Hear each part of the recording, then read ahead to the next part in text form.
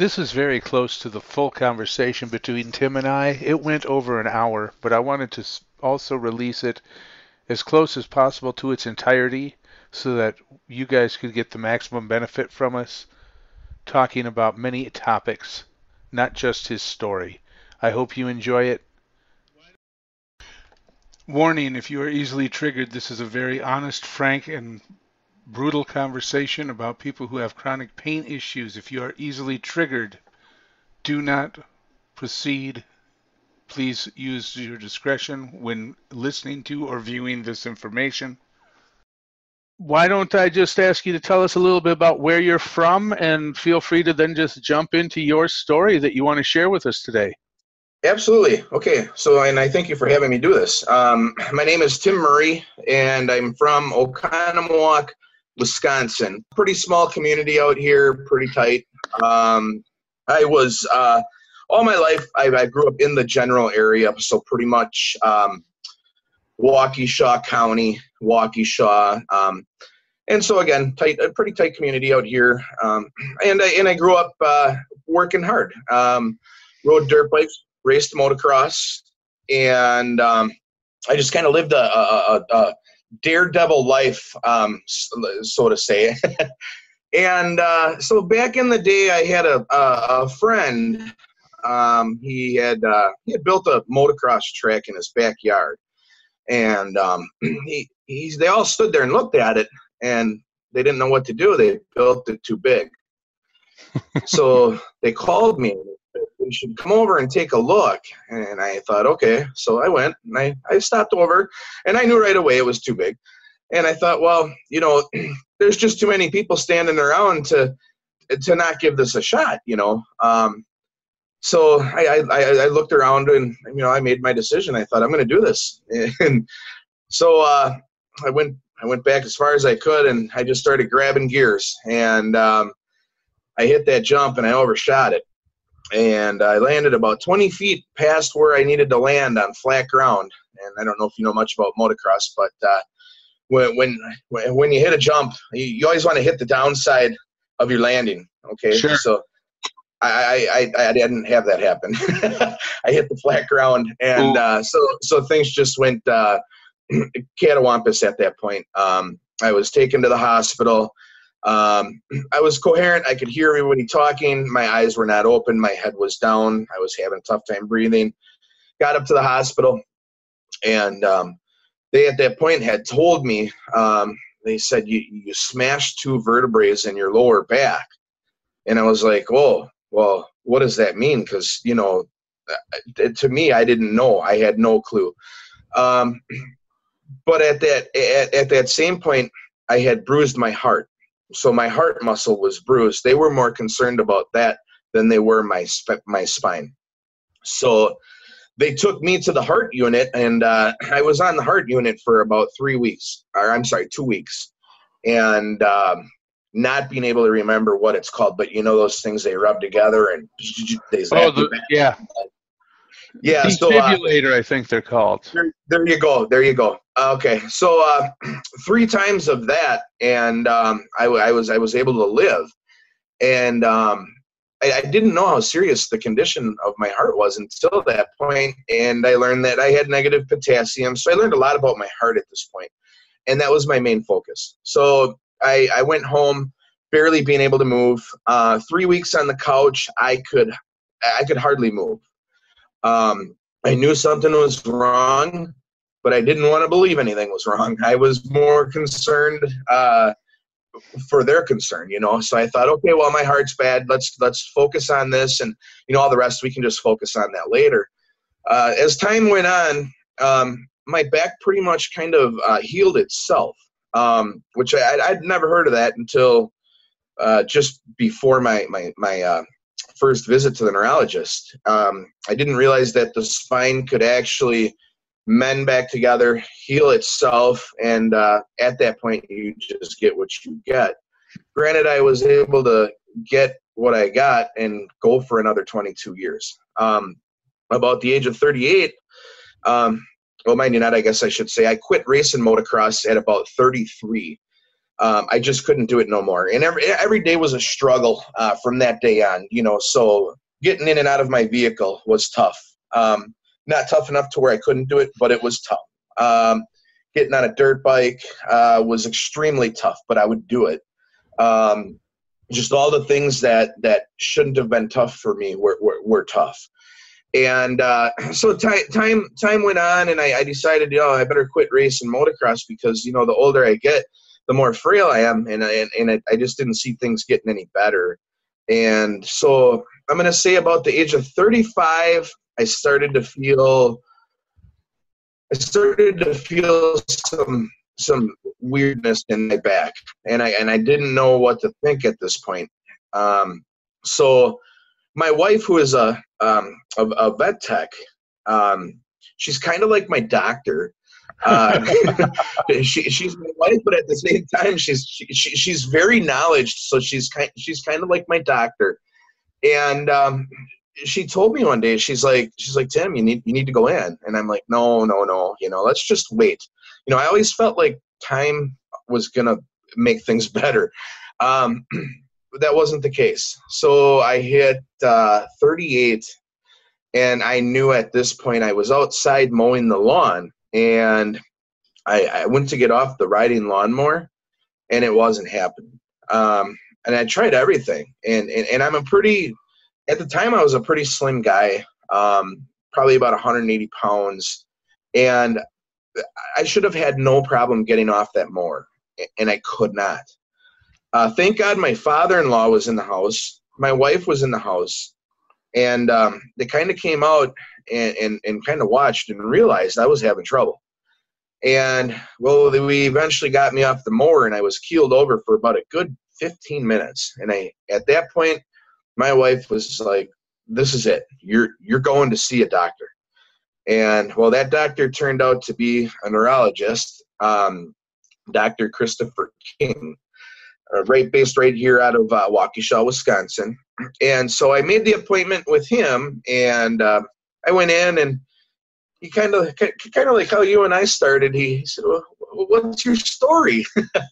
Because, I come walking in the room, and he's watching me, and I'm watching him, and I know right away that he was thinking in the back of his mind, okay, this guy just walked in. He looks normal. I sat down, and I gave him my story. It's just like I just gave you guys. And he said, well, here's where we go from here. He said, we're going to go do an MRI. And he said, I'm going to bring you back in 2 weeks. He said, we'll sit down, we'll talk. He said, but you look pretty good to me. He said, so you might be okay. So I thought, oh, man, this is great. This is really great news, especially when you hear that from a neurologist. And Dr. King being rated pretty high. He's got a very good background. So I was really excited about that. And so I did the MRI, and I came back in, and my wife said, well, I'm going with you. And I thought, oh, great. So now I'm screwed, so I can't even fudge the stuff.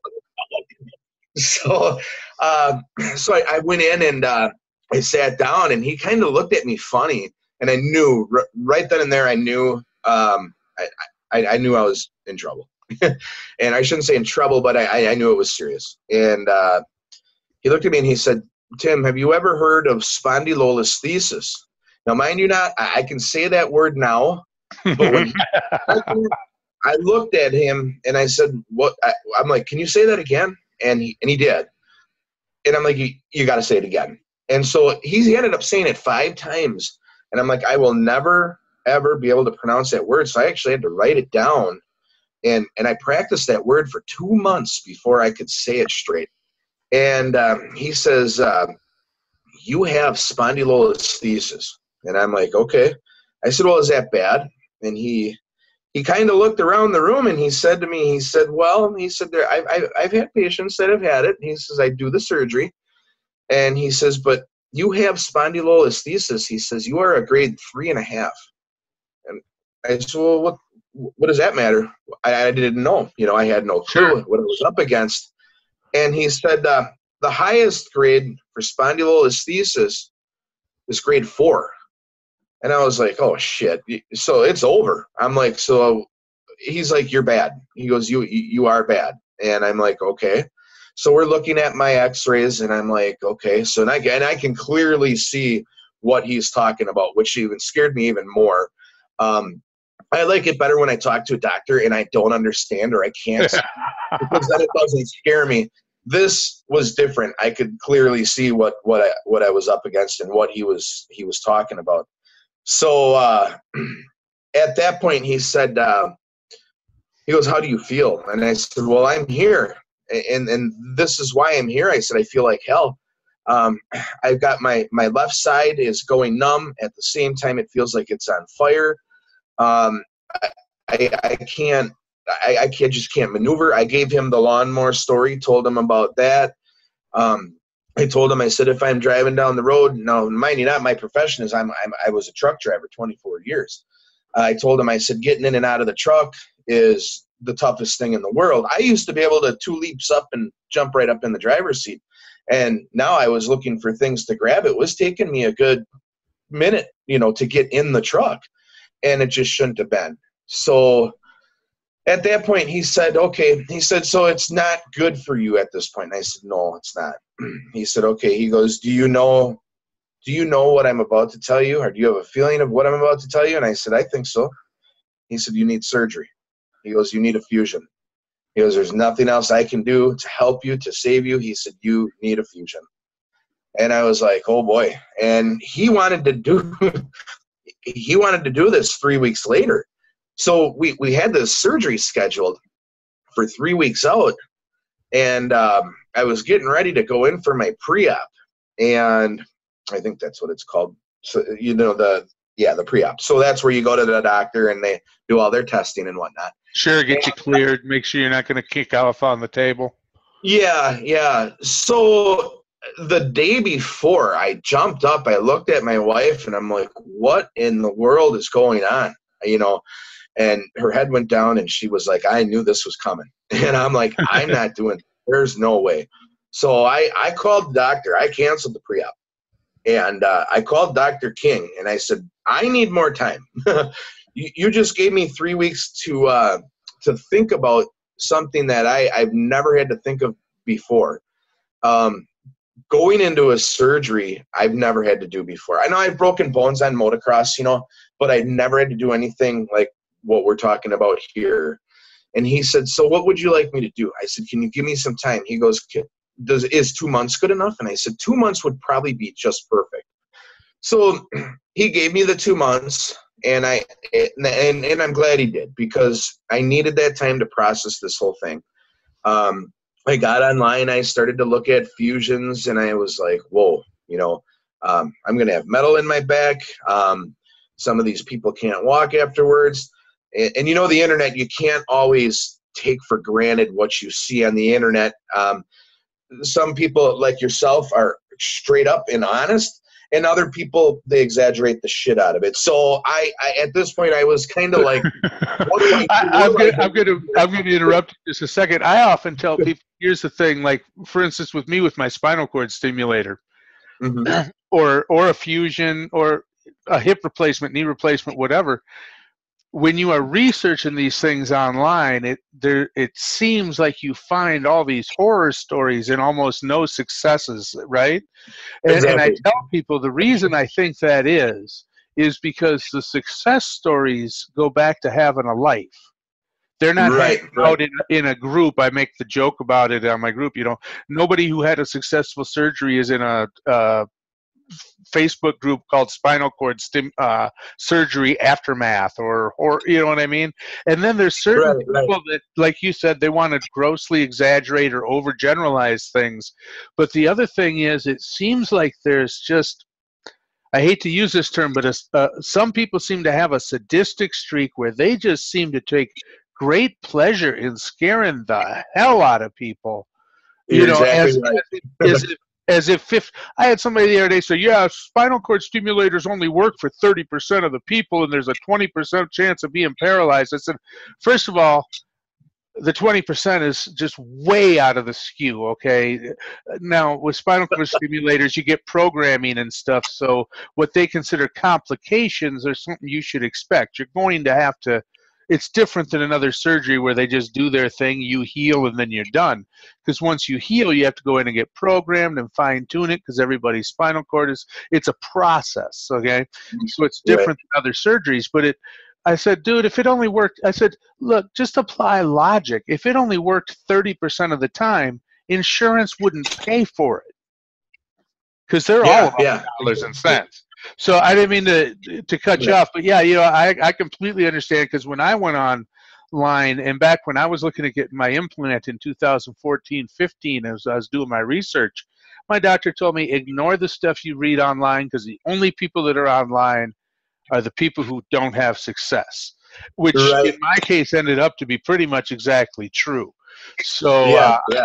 that's why I kind of made myself the promise that if I had success, I was going to stick around and at least tell my story because all I was finding was just horror stories. And like I said, people who just seem to take great pleasure in just Oh, yeah. sharing the most catastrophic that, or I found people who had decided not to have surgery of any type. You know what I mean? I'm not Sure. having surgery because, and then they had all this fictitious, overgeneralized. Oh, it never works at this, at that. And the answer when you're looking at serious procedures is always sometimes, because every situation is radically Sure. different, especially when you're looking at the spine. But I'll let you get back to your story. I Yeah, commiserated in that it's such a note with me because when you go online, from what I understand with a fusion, it's about a 30-30-30 split, and then there's that 10% that falls in between. But about a third seem to get better, a third don't really see too much change, and a third may get worse. So you've got 2/3 right. chance of staying the same or getting better. But I go, oh, they never work. So it just seems like I said, I don't know how some people are wired, and I don't try and sugarcoat it Yeah. or lead anybody down a primrose path with a bunch of bullshit either. Right, right. It is serious business, obviously. But yeah, Right. I was absolutely shocked at some of the, quite frankly, shit people were talking about procedures Yeah. that just, when you look at a legitimate medical study, it's just not backed up. But yeah, I'll let you get back to your story. I'm sorry. Yeah, no, I'm glad you kind of dipped in on that because you're actually the first person that I've said this to that's actually been able to come back and be like, hey, you're right on the point, Well, if you call it the way you see it, Yeah, it is what it is. But so I was getting all those horror stories basically, and I really didn't know what to think at that point. Well, then I came across the one video, and this guy was like, look, he's like, you can't go off of the internet, you can't go on YouTube. He goes, you can't just jump on Google. He goes, these kind of surgeries are definitely they're one of a kind, and they're a special breed. Some work, some don't, most work. And he said, it's the chance you take.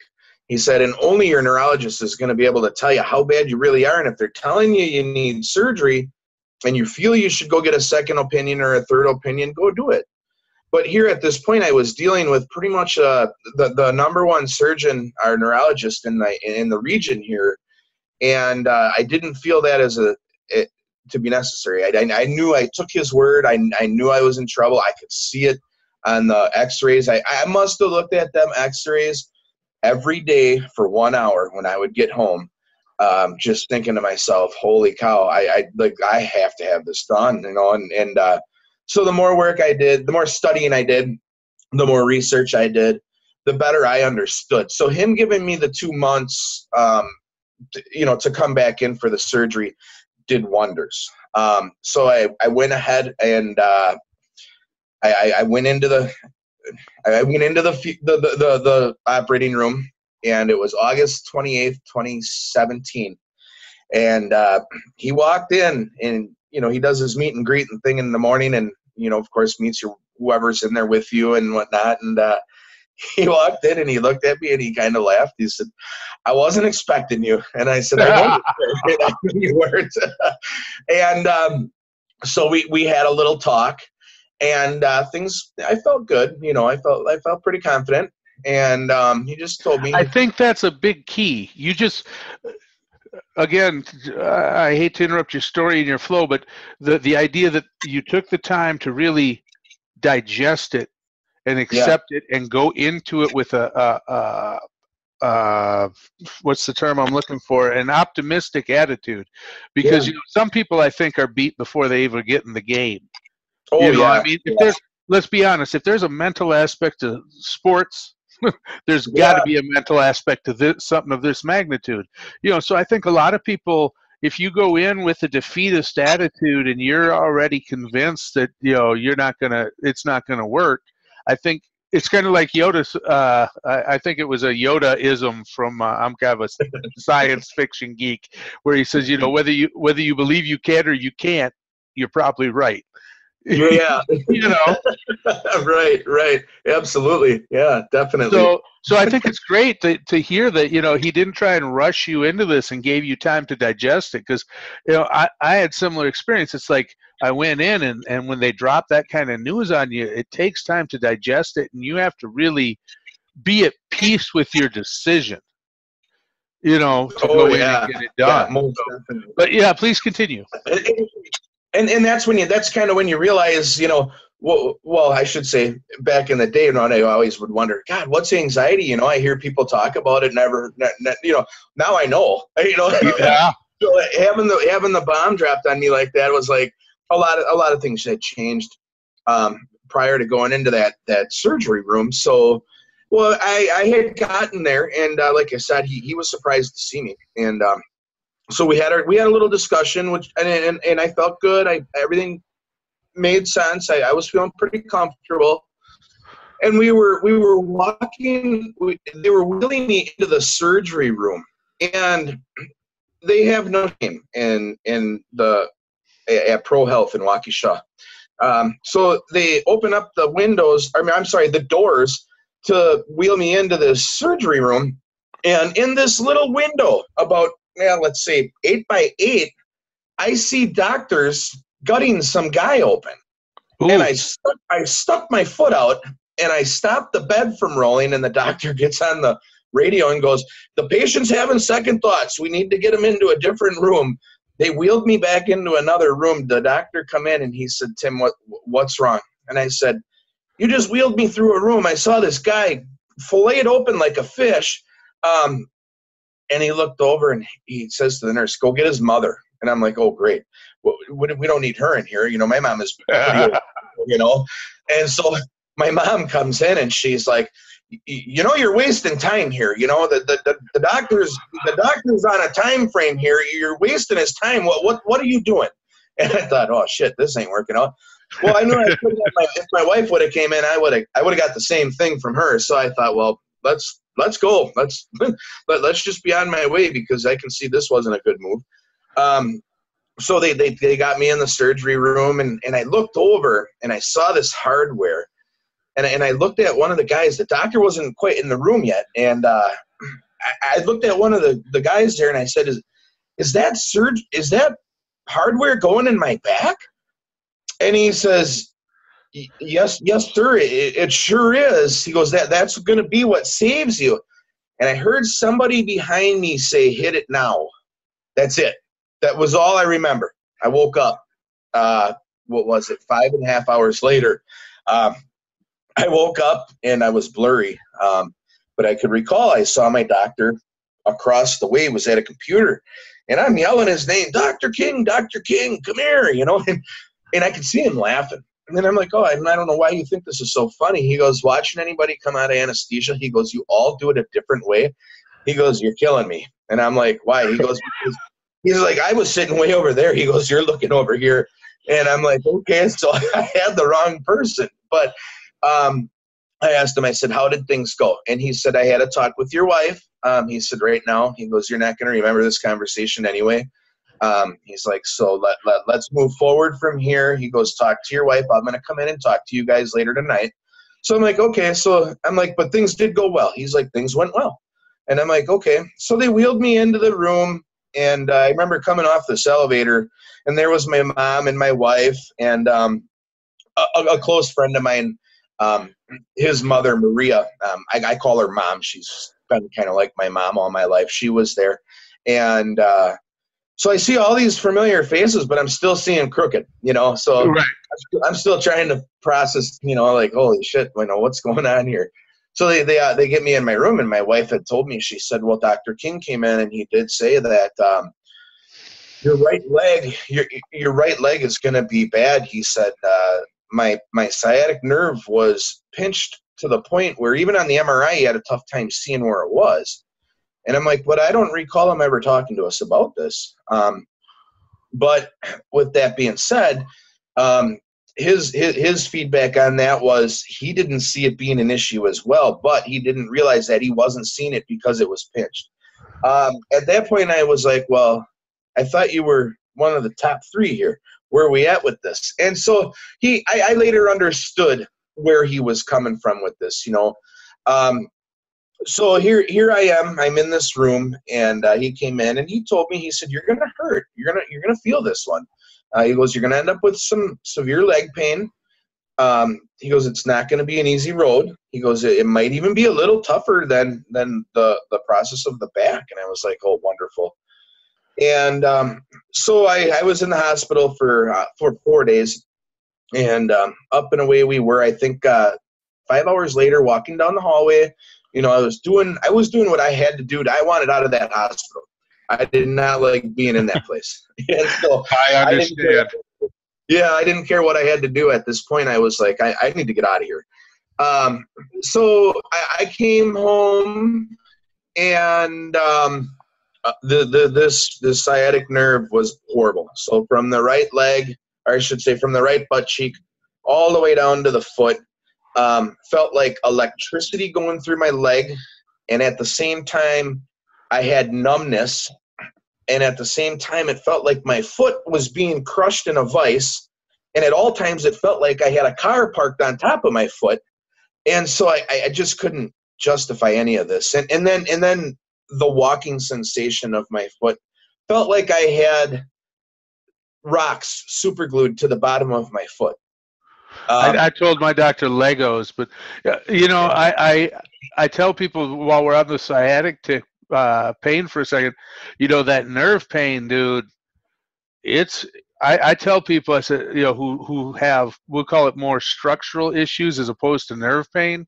I said, I'm not trying to downplay your pain because I've got that kind of pain too, man. But that nerve pain is a whole nother, excuse my language, but it's a whole nother fucking beast. Oh yeah.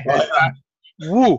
And I know I had the sciatic pains before I got my implant, so I can relate to what you're saying. And then I knew, we talked about when you make your peace with it. When I actually turned the corner to saying I have got to do something is with us males, if your sciatic pain gets bad enough, it can actually affect your testes. Sure. Oh yeah. So it was literally like I had about a 3-foot rope tied around my neck and around my nuts, and every time I tried to stand up straight, it was like somebody grabbed them and just, and I was like, oh my god, I simply could not live like. I mean, literally, people. A lot of people talk bravado, but I mean, I was thinking some nasty stuff because there's just no way I could live like that because it would literally drop me. So yeah, that nerve pain, man, it's a beast all on its own. Oh yeah. Like, and nobody will ever understand it unless we run across a guy like you or somebody else who's had it. It's hard to even talk to people who haven't had it. Like, for instance, the doctor. Even when I was explaining it to him, he was kind of giving me funny looks, and I'm like, "Have you ever had anything like this?" And he was like, "No."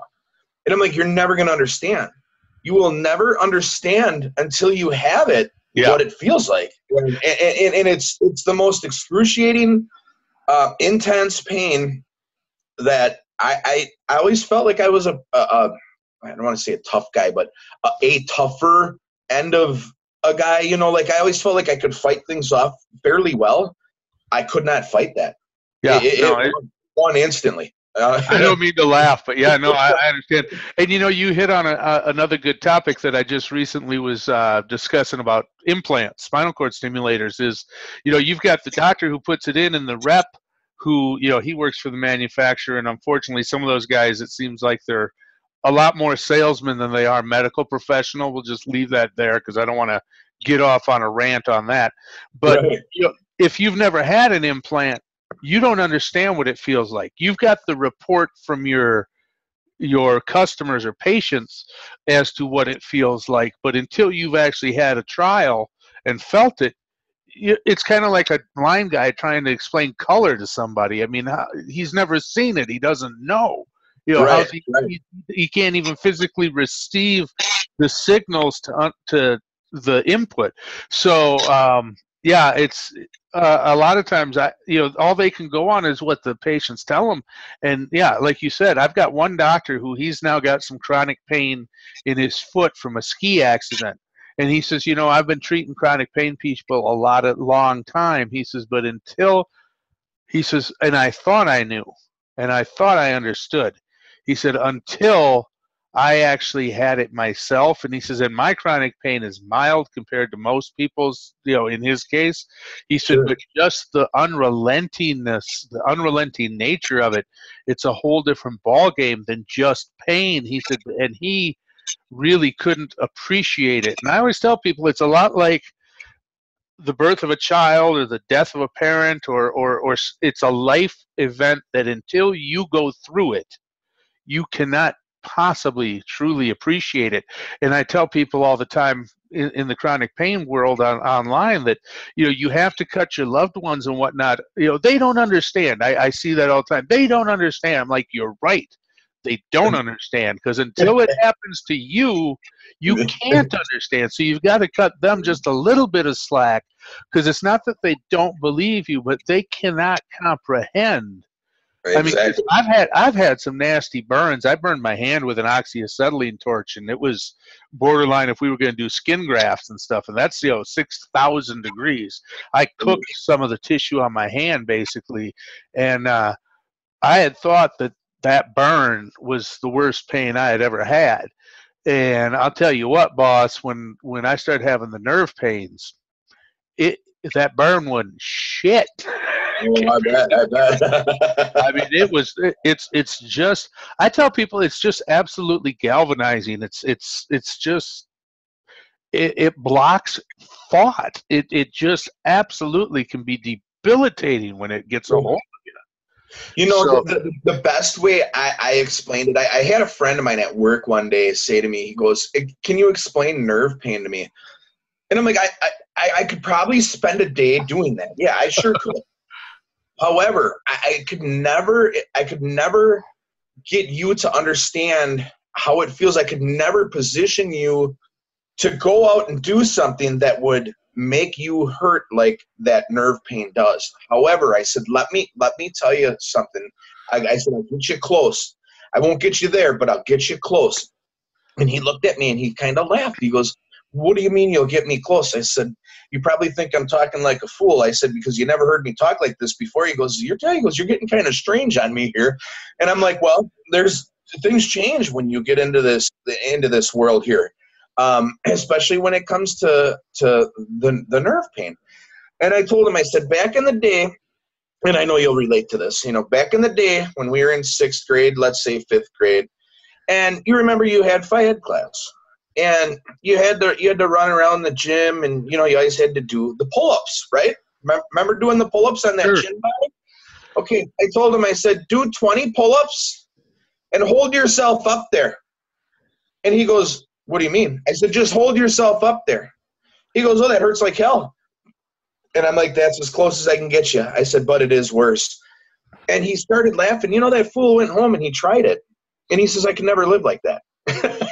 And I'll tell you, a lot of people can't, and not to bring the conversation to a downer, but man, especially with the what I call the opiate witch hunt that's going on.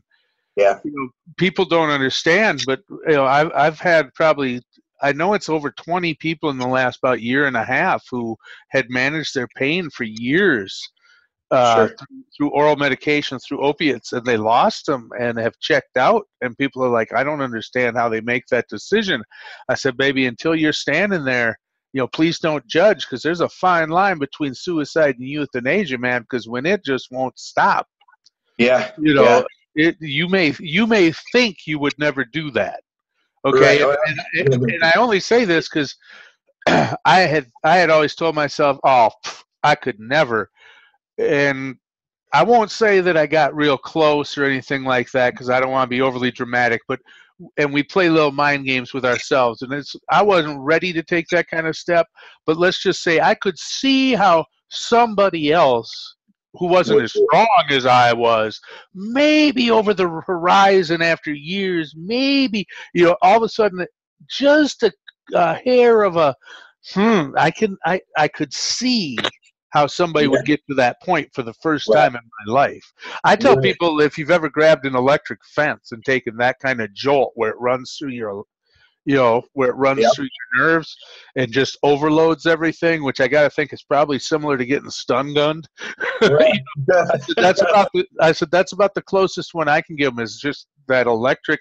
It's not enough to burn you. It's not enough to harm you. But man, it just it just Oh, takes you yeah. to a place you can't get away from it. Sure, sure, yeah, yeah, absolutely. And like you say, the thought of suicide, I've never had that. However, I could see where one would want to say, this is it. Just for the fact of I can see where. How long can you do it? How long can you go living like that? Exactly. And you can only get to the point. You can only go so far before you start to then realize, man, there just is nothing you can do. Yeah. And once you get to that point, well, that's why I explored. I thought there's got to be something else because my issue with the opioids is they mess with my stomach really bad. So I can take them, but I can only take them at night. And even at night, it's an 80-20 chance that I'm going to be up for at least 3 hours of that night with a wrenching gut because of how they affect my stomach. And a lot of people treat opioids. Here's the other I try and always be neutral and talk about both sides of the coin. A lot of people don't also want to take into account that, especially if you're looking at managing chronic pain for long term, and I'm not talking 6 months, years, or in like my case, I was looking at decades. They come like the bad gut, they stop up your digestion, the diminishing return because your body gets a tolerance to them. Opiates have they can affect a lot of things. Opiates have their downside too, because a lot of people like to make it sound like you're popping Pez, and I'm not down on opioids. They definitely have their place in pain management, and if that's all that works for somebody, then God bless them, use it. But Sure. a lot of people are hesitant. Oh, the pills work. I don't want to try anything else. But if you're looking at taking those pills, year in, year out, there's complications. We're always caught as chronic pain people between a rock and a hard place. There's always a consequence to every chosen treatment. There's risks, there's complications, and there's just problems over it for the long term. But yeah, I know a lot of people that can't take the opiates for a variety of reasons, or long term. I couldn't see being on them for the next 20 years. I just, Oh my God. I just couldn't because of the dependency issue and the diminishing returns, and what's working now. Very likely, some people don't have it. Everybody's case is a bit different, which is why it's important I try not to overgeneralize. But, I had gotten to the point where I would wake up in the middle of the night with withdrawal symptoms or dope sick, for lack of a better term. And I told my doctor, I said, I'm waking up dope, because I went on the internet, and that's what they talked about, is with withdrawals or being dope sick and the nausea and the this and that. And they said, well, we don't call it that. We call it withdrawal or this or that. And I said, well, I'm trying to convey how it feels, and it feels like I'm sick. It feels like I'm gonna fucking die. It's like the flu on steroids. And their solution was, well, then take 2 pills right before you go to bed, and that way you should be able to sleep through and get up before that kicks in. And I'm like, this is no answer for me long term. Yeah, not what you wanted to hear. If that's their best solution, then I need to look at some other stuff. And that's what I tell people, spinal cord stimulators are a radical solution to a radical situation. They're certainly not something to be taken lightly. So anyway, please continue. Yeah, absolutely. So then, so basically, I go home and I've got this intense sciatic pain, And of course, on the opioids, I go oxycodone 5/325. So I'm assuming that's like the 5 milligram of the oxycodone, and then the 325 of the acetaminophen. And so that I'm not going to say it didn't help. It took the edge off. It more so made me not sleep well. And then it at the same time more so made me realize that it was affecting my stomach. And that was a huge deal for me. So I went back to the doctor and I said, what do we do? He goes, we got to give it 2 years. He goes, we have to give it 2 years to see if your nerve is going to come back alive. He said, and if it does, all this is going to go away. Well, we're coming up at this point where we were on like about 7 months. And I said, I just don't know if I can go that long. I don't know if I can. You're talking a year, a little over a year and a half, or a little under a year and a half. I don't know if I can go this long. He says, let's try a redo laminectomy. I said, let's do it. I said, do I have a chance? He goes, well, I'm not making you any promises. I said, I like an honest person. You're not promising me the world, but at the same time, you're telling me there's a possible chance that it could not work. So we did. We went ahead. We did 8 months to the date. We did a redo laminectomy. And I came out of that, and it was worse. Ooh. And then I thought, oh, man, what do we do here now? And so I was continuing back and forth with the neurologist, and he told me, he sat me down, he says, Tim, I'm really sorry. He said, I did everything that I could. He said, when I was in there, he said, I was just doing everything I could to bore out your foramen, get it to where it needed to be. He goes, he basically told me, he said that the sciatic was pinched so flat, he said it actually widened it.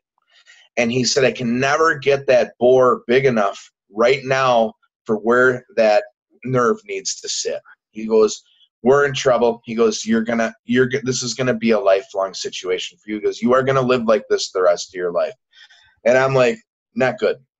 Not what I wanted to hear, but I also knew at the same time this was a possibility. What do we do from here? He goes, I'm gonna send you to a pain management guy. He goes, he'll manage your pain for you, and he goes, we'll go from there.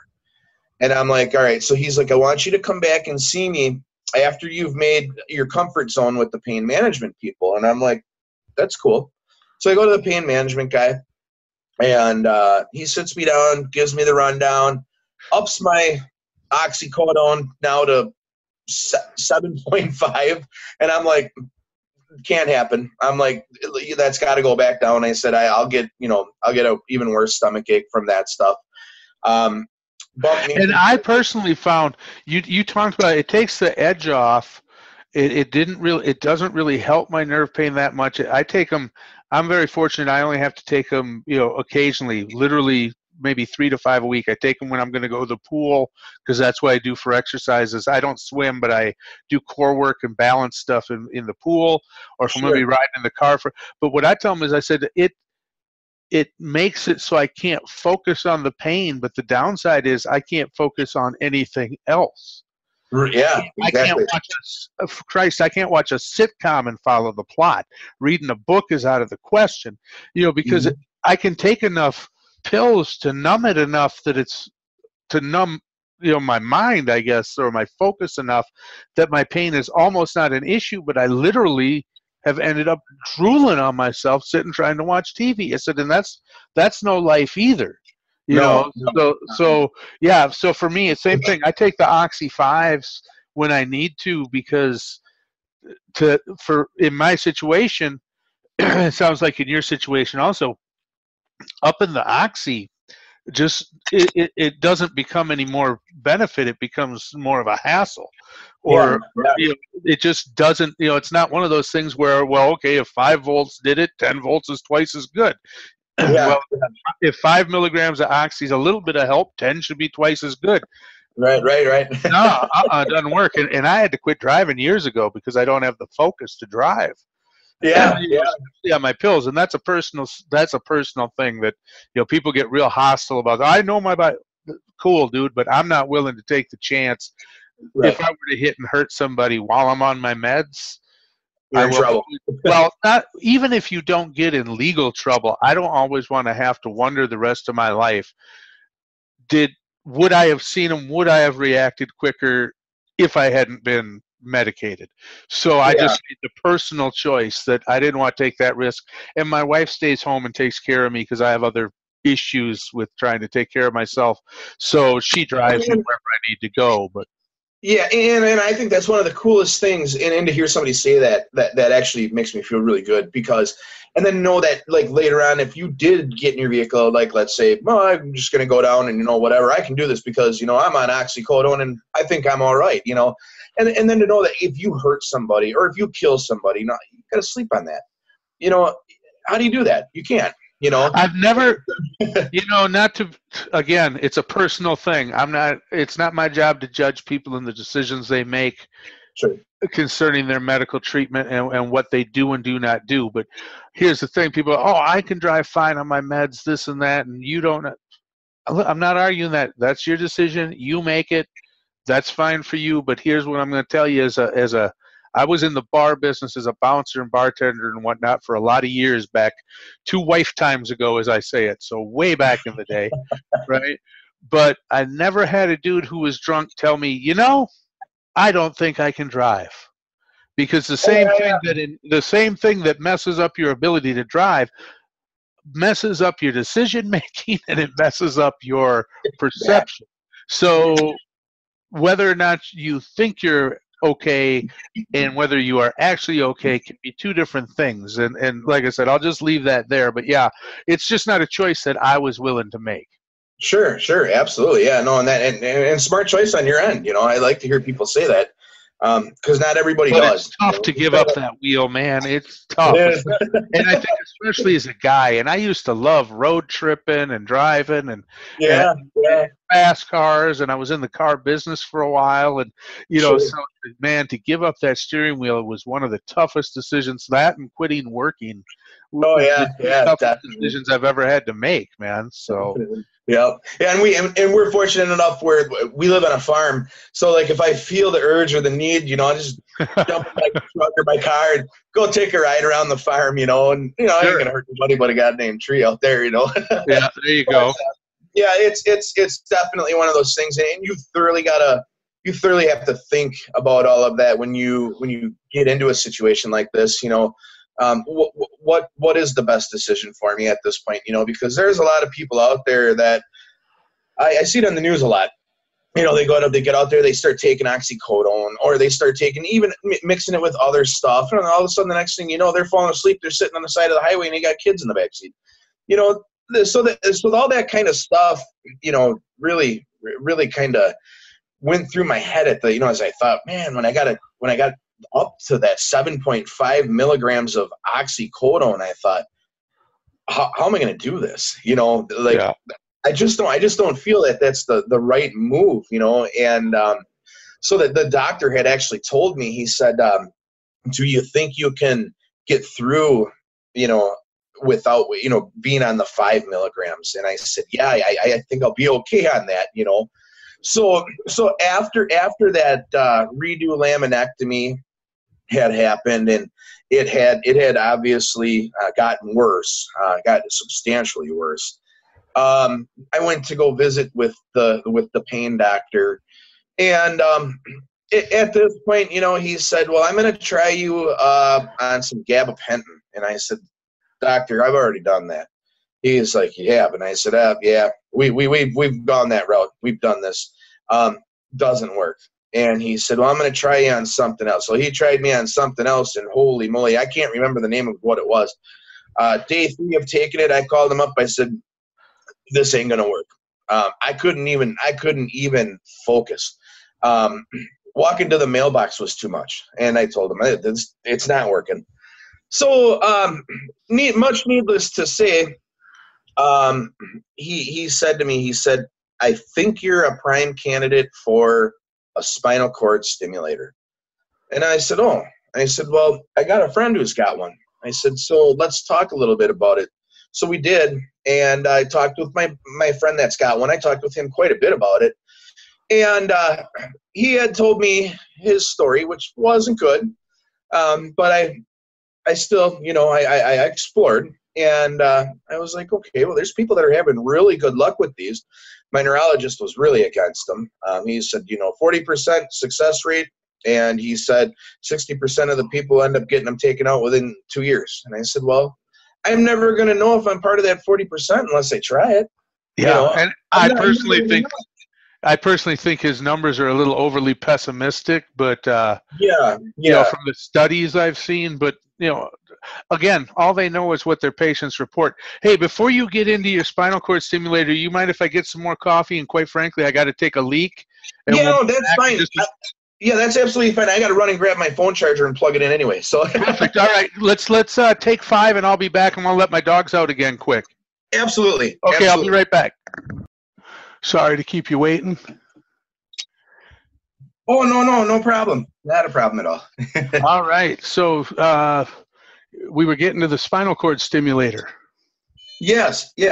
So, so basically,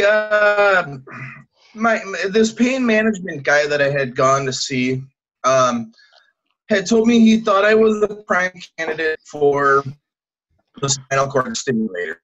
And prior to my doctor, or I'm sorry, my neurologist being against the spinal cord stimulator, he did eventually say, this might be something for you. So I did a lot of study, and again, like I stated before, I've got a pretty good friend of mine who he had the spinal cord stimulator installed. He had actually already had his in for about a year, and he didn't have good luck. I could give you a list of reasons why, but he chose not to go back for reprogramming. He just took it from the day he left the surgery and never went back. And so he just there were options that he just didn't take. And I told him that, in fact, I just told him that the other day. I'm like, come on, let's get it over with, get back to the doctor, So with that being said, I did a lot of my own research. I saw a lot of success. I saw a lot of horror stories. I followed you, and you were actually 99.9% of the reason why I decided I'm going for it. I read everything you had posted. I watched your videos. And I was like, man, this guy's the real deal. Like he's not cutting any corners. He's not sugarcoating anything. He is the real deal, and I'm going for it. And so I did.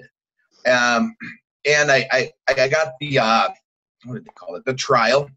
So they did. So Doctor, my neurologist, he was pretty against the spinal cord stimulator. Only because he claimed it was a 40% chance or success rate. I saw it different. I didn't believe it. So what I did was I went ahead and continued and moved forward with the pain specialist, and he basically sent me back to my neurologist to have another discussion with him. And at that point, I actually got my neurologist to tell me that he thought this maybe might be the best thing for me. So what I did was I went back to my pain doctor, and he said, okay, well, here's what it is. And he, of course, showed me everything that would go in my back and what they would do. So we went ahead and we went with the trial.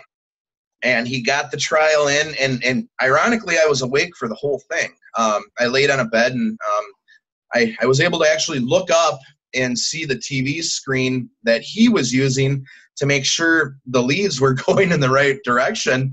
And so I got to see quite a bit of this, which was really neat for me. And I got up. They took me into a room. They gave me a cookie and a cup of milk, and my wife was sitting there. And the rep came in, and the rep asked me, he said, how do you feel?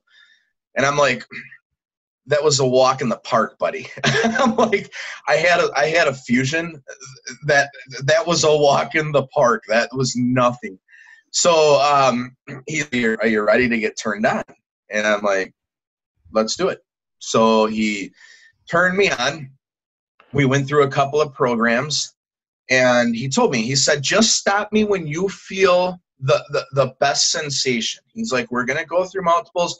Stop me when you feel the best sensation. When you feel that point, and he goes, you're going to know it. He goes, stop me. I'm like, all right. So we must have went through about six different programs. And I'm like, you just hit it right there. Wherever he was with it, I'm like, that is it.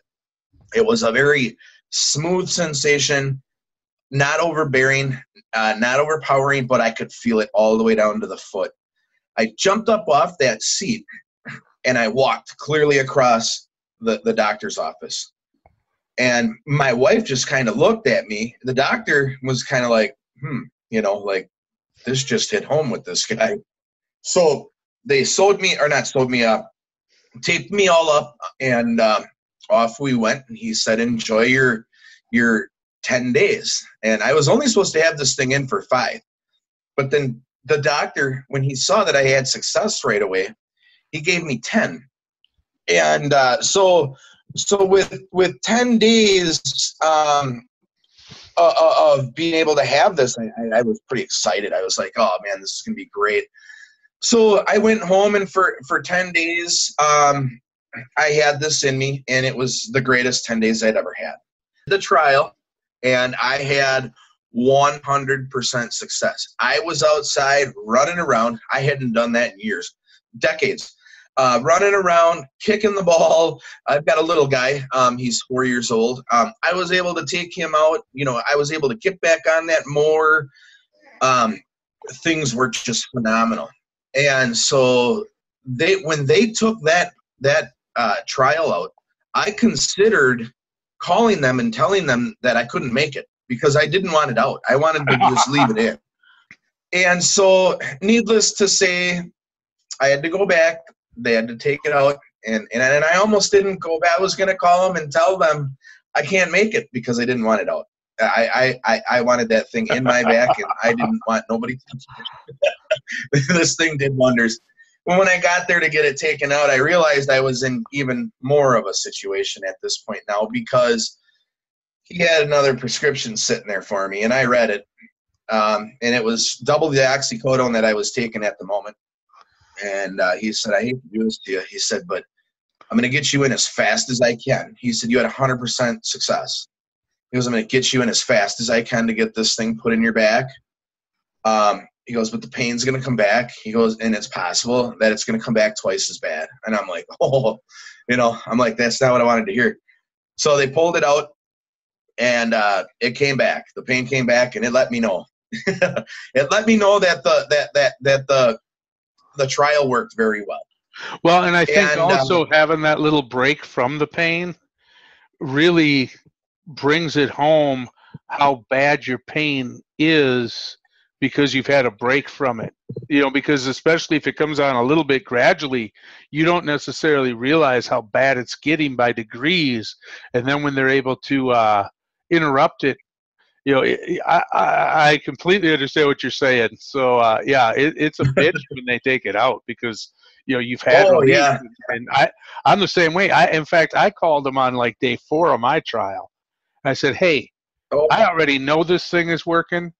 It's working so well. If I come in a few days early and get it pulled, will it get me the implant a few days early?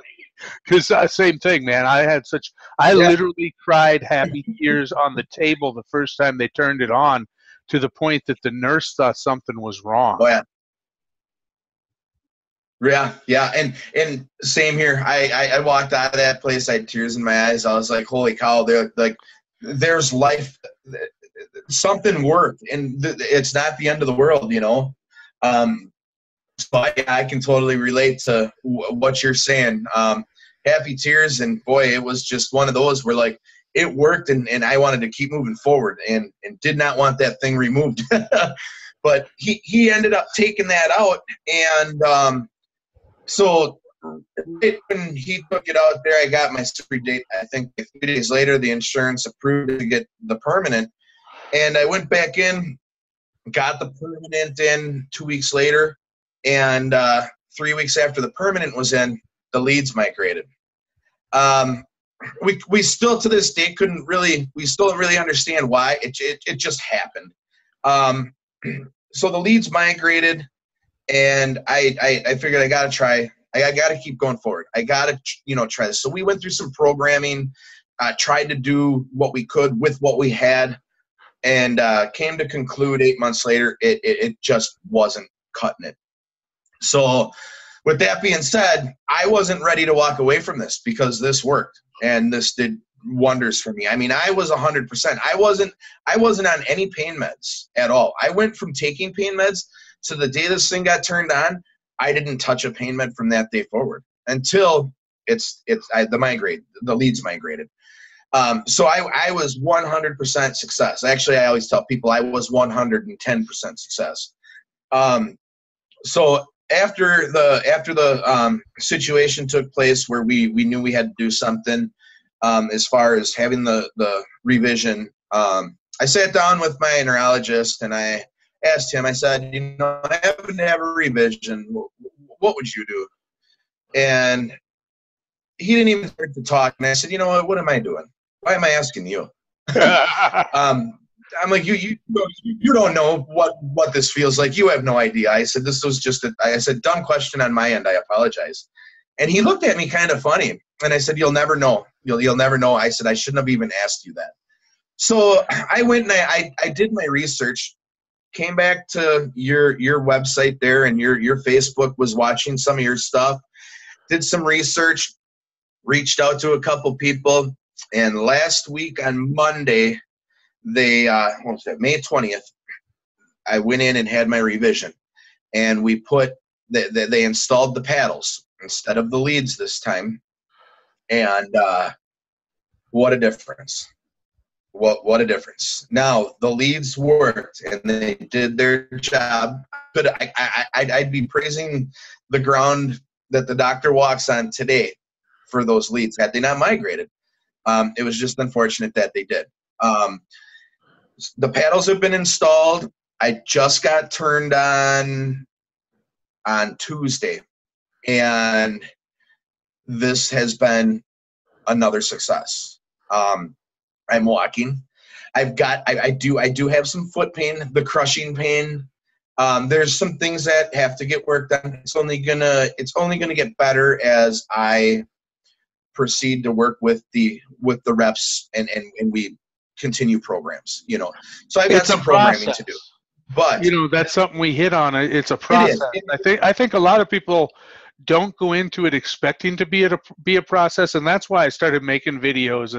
And I appreciate your kind words about the videos I make. But knowledge is power, especially in something as complicated as this. And people need to be prepared for the idea that this is a process. It's not set it and forget it, a kind of thing. You have to pursue the result. Yeah, you do, and you've got to work at it. You can't just go into this and think, okay, I'm home, I should be better, but I'm not. It doesn't work like that. You got to go home. You've got to understand that this can take up to a year. This could take 10 days. It depends on how you proceed with it. Where fortunately enough, I understand that. Some people don't. I do. And I will go and I will work with reps as much as I can and as much as I have to, just to get to the right position that I need to be at. And I found as I rehabbed myself and became more active, which caused me more pain, we'll call it generated more pain, then I needed to get tuned, because it took me close to a year, because I started off, I got up to where I was walking 2 miles a day from having been bedridden and housebound. So naturally putting that much more motion and use on my low back was creating more pain, whether I felt it or not, and it would break through and it wasn't quite covering. So I always tell people, if you've got a degenerative condition, which I do, And as you become more active and inflict more pain, for lack of a better way to put it, on yourself, then you may need to be retweaked and to work your programming to cover the newer pain that you're causing yourself because you're more active. And I think a lot Sure. of people aren't prepared for that. Like you said, it can take up to a year. A lot of people think I'm going to get programmed once and it should be done. Or I guess to me, we talked about there's some people like to scare people, and there's also some people that they want sympathy, not solutions, is the way I put it. Because I don't like to use the term whiner. But you know, if you're bitching, Right. if you're bitching because you got to recharge your implant every couple of days versus the pain you did have, dude, then I don't know what to tell you. Because Yeah. how bad was your pain? I mean, if your pain's as bad as you say it was, and now you're bitching because you got to charge 20 minutes a day. I have a hard time having a lot. My old man used to tell me, you know where you find sympathy? Right between shit and syphilis in the dictionary. So, I mean, at some point, dude, I mean, if you're just looking for or granted, there's times where my battery pocket will ache, or if I lay on it wrong, or I'm at just the height that if I walk through a doorway but I don't clear the doorway and the door slams shut behind me and the doorknob hits me on the back, it hits me right on the frickin' battery. Is that now? But is that a big deal that makes me hate? I always tell people, dude, if you're that disgusted with it, turn it off for a couple hours. That'll change your damn attitude. Let that pain That'll change your mind. It'll bring you back into perspective. It's funny you say that, because when I had my stimulator working, when I had the leads and everything was going great, I said to myself, man, I'm just going to turn this off once just so that I can see what we're gaining out of it, and kind of bring myself back to how bad it really hurt, So I did that for 3 days. Dumbest move I ever made, but I did.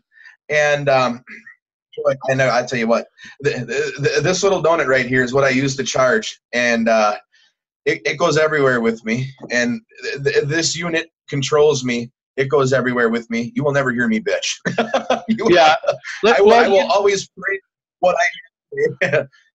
Well, and I think it's a normal human behavior. When you first get something, it's great, and after a while, it becomes, the term my buddy uses is old shoe, old hat. You get a new job, and you're so excited to have a job, and 6 months later, you hate your job. Yeah. The new wears off. Yeah. Right. And I could see where a person would say that, but having been in this kind of pain, and having the situations that most of us that are having these that we have, this will never get old. So these stimulators are going to be like, they're our life, without them we're hurting, and we don't want to go back to that, and a lot of people I see they're still taking narcotics while they're on these devices. I, however, choose not to. When my leads were working great, I instantly went off of them. They always talk about addiction, and you can get addicted to the meds and whatnot. I knew I couldn't get addicted to them because my stomach wouldn't allow me to do it. So if I ever got addicted to them, it would just be it would have been a headache for me at that point. So I see a lot of people still using their meds and whatnot with these. However, I don't have to. I'm at that point right now where I still have some programming to do. I'm still working with my rep Nate, who is like the best Medtronic rep that Wisconsin's got. He's a great guy. As a matter of fact, when I first got programmed, the day they turned this on was by a lady who was on her 3rd week of working for Medtronics, and I called Nate, and I'm like, Nate, I need your help. This she didn't do something right. Hey, I just lost your video. Oh, there, you're back. Do you have your phone plugged in at the moment? Oh, okay. Because I do. Should I unplug it? Yeah, let's try that and see if it smooths out a little bit. Because I got your audio fine. So it is what it is. People aren't. Like I tell people, if I get a little choppy, you're not here to look at me. I ain't that great to look at. So, but oh yeah, your bandwidth just took a big jump. So yeah, that should smooth it out considerably. So yeah, no, please continue on. I just want to let you know I lost your video there for a sec. Okay. So yeah, so the day that I got my paddles turned on, the lady had turned me on and she had dialed me in, and I left, and I knew I wasn't right, but again, it's something you've got to accept it, and so I got a hold of Nate, and I'm like, Nate, I need you have to program me. He met me up at the hospital yesterday. We spent about 2.5 hours of programming. We got everything pretty good. This lady had me turned up to 2.7 on a stand-up position, and I don't know if you know how the paddles work, but 2.7 is like electrocuting yourself. I was actually in the kitchen, and I stood up from the kitchen table, and I just went into electrocution mode, and I was like, holy shit, like what? I'm like, what is going on? And I called Nate, and we got everything worked out. We've got some programming to do, and we're going to get it. We are going to get it. And I have had 100% success with this. And it has been the best thing that I've done. I can relate to that because when I first got my permanent implant, my first jolt, if you will, experience. And I always tell people a lot depends on what your amperage and your voltage, and I don't know what brand you have, and to be honest, I don't think it makes any difference. I think it's Coke versus Pepsi, Ford versus Chevy, because at the end of the day, there's basically 3 properties to electricity that they can manipulate: voltage, amperage, and frequency. So it's not like any one company, despite what the salesman may tell you. I don't personally believe, from the hundreds of people I talk with, that there's anybody's got a magic bullet that somebody else can't recreate. But my first experience like that is I was taking my first shower after I got my permanent implant, and I got in the shower, and I reached up to wash my hair, very carefully. And of course, because as the position of the leads to your spinal cord changes a little bit, it's positional. It's one of those things that you have to learn to adapt to. For instance, if I'm having a bad time, if I put my hands behind my head like this, it increases my stimulation. So if I'm watching a movie, my back starts to ache, I'll do that. You learn to control it. I don't know the term for it, but by position and shifting, and you learn to manipulate it that way too. But what I did is I reached up, and suddenly I got that full electric feeling like you're talking about, and I'm standing in water. So fortunately we had a walk-in shower at the time, because otherwise I probably would have broke my neck trying to get out of a tub shower. But I hopped out of the shower naked because I'm like, holy shit, I felt the electricity going off my feet. And I stuck my hand in and nothing, and I stuck both fans in and nothing, and I got in and stood there and nothing, and I started to reach up, and there it was. So yeah, like you say, over time, you'll learn. And I don't know what all they have ungated on your remote for you to change, but I know on mine they ungated my frequency, so I can change. I got a video. I'll put a link up when I put this live.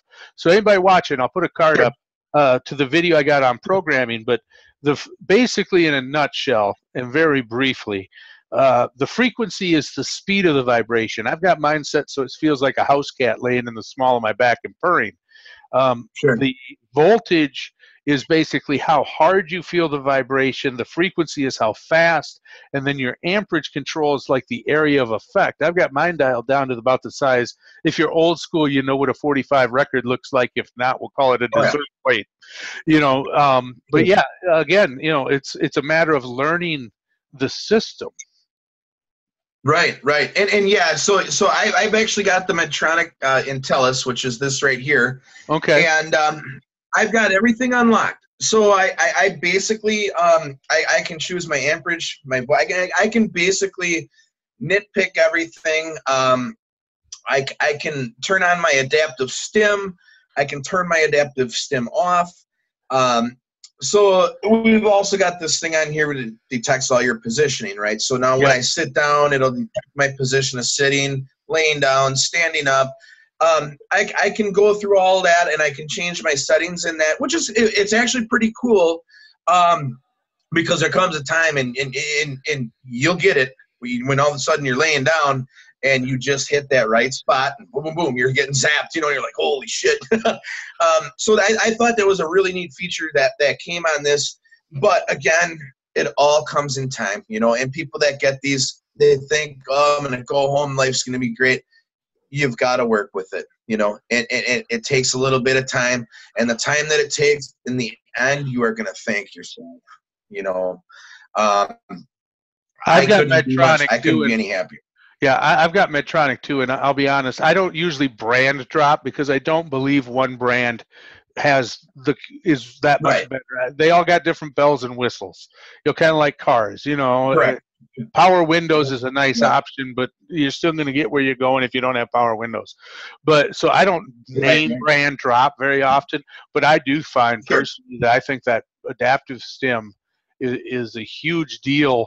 And a huge benefit. I think one of the downsides of like high frequency is that you may assume a position where you're getting overstimulated and you don't know it because you can't feel it because the frequency is so high.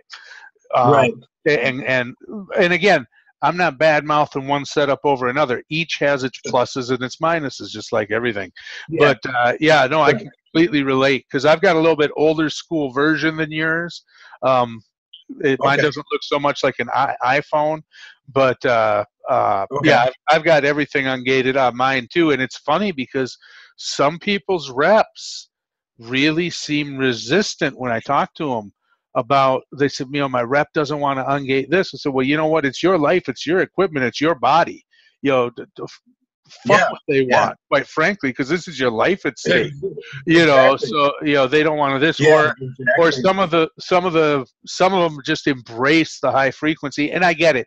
They're trying to keep costs down. They want to set it, forget it, and not have to come back and program you again. But I don't, because everybody's spinal cord is different, everybody's placement is different. It's literally a game of fractions of millimeters as to where your leads are in relation. You know, there's just so many variables. I don't think that's realistic, and some of them are real resistant to the idea of giving somebody a low frequency where they can feel it. And I tell people, you know, if I were the king of the forest, I'd give everybody a low frequency program to start with so they can really see what the thing is capable of. Because if you're not feeling it at all, then you're throwing darts in the dark. And the other thing is that, you know, people go into it, I don't want to feel the vibration. Have you had your trial? No. Well, then how do you know? You're talking about something you've never even experienced, and you've got your mind made up what you do and don't want. That's like the kid that looks at dinner and goes, I don't like that. Well, you haven't tried it yet. Yeah, but it don't look right to me. Is there a picture of it in the cookbook, Mark? Because I bet it don't look like that, right? Yeah. You know, and I tell people also with the tingle, and I get it, if your vibration, if your frequency is high and it's too strong, that can be dialed in to where you, like I said, mine feels like a house cat laying on my back. But, you know, I think the other thing that people don't take into account is I tell people it's a lot like when you start wearing a new watch or a ring or whatever, is at first it's always bugging you. And it's a nuisance. And then after you've worn it for 3 months, 6 months, or whatever, if you forget your watch at home all day long, not only are you looking for it, you just don't feel right because now it's missing.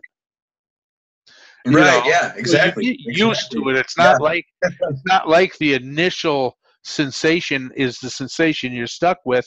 And once you get accustomed to it, used to it, you actually, it's not even a thing. I don't even notice it anymore, except if like sometimes when I don't get a chance to charge and I see my battery's a little low because I'm phobic about letting my battery run out, I'll turn it off for an hour or two, and then I'll notice it's missing.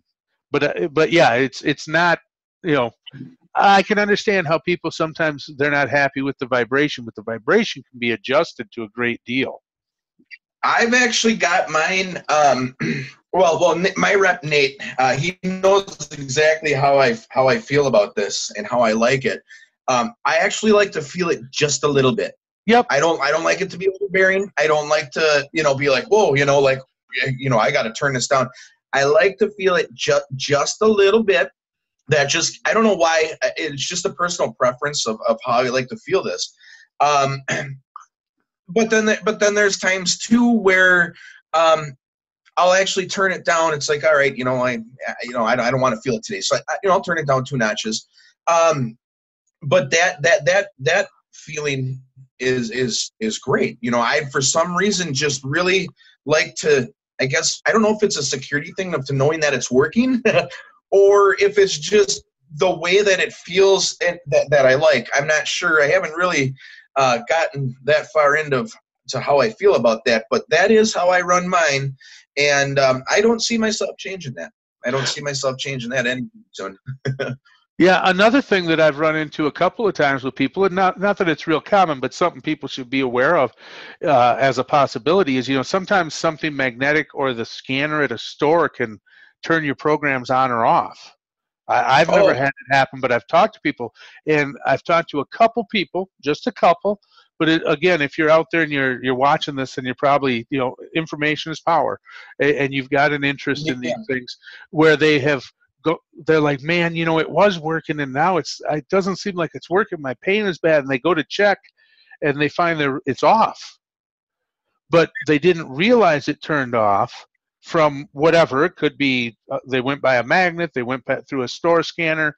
Like I said, I've never had any of those things happen, but your mileage may vary, obviously. But so it's entirely possible at high frequency you wouldn't even know it's off until you went to check it, and they're like, "Oh, I turned it on, and it's so much better." So not that that's a founding reason to choose one over the other, but it is something to be conscious of. If you can't feel it, then you don't know if it's on or not unless the pain comes back. I did walk through a Fleet Farm one time, and it was just recently, actually. I was leaving the store, and the alarm went off. And the lady come over, she checked my receipt, she looked at my stuff, and she's like, "Oh, you're good." And then I had realized that I had pulled out my wallet, and I had dropped my card, my identification for Medtronic's card. I had dropped it on the ground. So I walked back through and picked it up off the ground, and I set that thing off again. And I was like, "Oh shit, that must be my Medtronics must be setting this thing off." Yeah. They looked at me like, "Just be on your way," So I did have it happen. But I've never come where like it set anything else off, or I can't remember if I flew with this or not. I don't think I have. I don't think I've flown with this at all. But even if I had to go through the trouble or the hassle of explaining, or I'd take the time like you and I are doing right now I'd tell anybody this story. Yeah. But yeah, you have to have the thing set off anything major, but I've heard other people say they have, Yeah, and again, how the depth of your battery. I mean, there's so many variables. I've had the store sensors go off, but I've never had the sensors. I've had my implant affect the sensors and set them off, but I've never had the sensors affect my implant and change anything or turn it off. But yeah, I've flown with it several times, and they told me, play it safe, don't go through any scanners, have them hand search you. And a lot of it, I think, first of all, I get to the airport in plenty of time because I know I'm going to be hand searched, and I'm very polite about it. I say, "Look, hey, I've got a device, this and that." And a couple times the guy got, "Well, they're safe for pacemakers." I said, "Well, just because I'm a fat white male doesn't mean you need to assume I have a pacemaker. That's not what I have." And the one guy who did get a little short with me, I said, "Well, look, dude, so long as my implant team told me this, I'm sorry, but I'm not taking your word for it." And what a lot of people don't realize is you don't need a reason to not go through the scanner and request a hand search. That's your right, at least here in the U.S., because I got a buddy who works for TSA, and we had talked about this. He said anybody can refuse to go through the scanner for any reason, and elect to be hand searched instead. So that's something, because I don't even carry my card. I just tell them I got a medical device, I'd like to be hand searched, and I try to be extremely pleasant about it, because hey, it's no fun for me to get felt up by somebody, and I know it, and I know I'm no gem, okay, so I know it's not making his day either. So I figure how you go about it and the attitude you take towards it, I think, is a big thing. I mean, granted, you might catch a dude who's having an off day, but yeah, it's not a big deal to get hand searched. And if your doctor or whoever's watching this, if your guys say you can go through them, each to their own. I know my team was very. I've got one of the first ones that was full body MRI compatible on the planet. Some dudes in Australia, because of the time difference, beat me out for being the first. But I was in the first half dozen to get one, and they told me just don't go through scanners. So I mean, same thing. If I have to go to the courthouse, they tell them, look, I don't mean to be a problem, but I need to be hand searched because I got a medical implanted device, and that's what my implant team told me, and they're cool about it. I mean, at the end of the day, it's their fucking job. Do it or don't. But I think it's important for a lot of people to know their rights. And like I said, I know other people who have the implant. They go, yeah, dude, I shoot right through it. I don't worry about it. Hey, each to their own, man. Right. I find, and I know you're fairly new into the process because I've had mine about 5 years, but I'm a little bit obsessive compulsive about protecting this because it's the difference between walking and not. This thing goes, something goes wrong, it turns my legs off, basically for all intents and purposes. So I'm a little bit neurotic about not wanting to. It's my baby, it's my precious, like Gollum in the Lord of the Rings. It's got my full attention. So, but yeah, you definitely that. So I don't know if you had anything else really in mind that you wanted to share before we go. Yeah, I think we pretty much covered everything that I thought was pretty of importance that would make people see and understand and maybe realize. Maybe one day help somebody else out down the road if they've got a question. Maybe they can come back to our video and watch it and understand. I do have some running to do. I've got a little battery, and then we're getting a roof replacement on one of the barns out here. So the guy just pulled up. So I do have to get going. But if there's anything else that like maybe you want to, catch back up on, brush up on, or talk about a little later, I mean, I'm always willing to, do this again.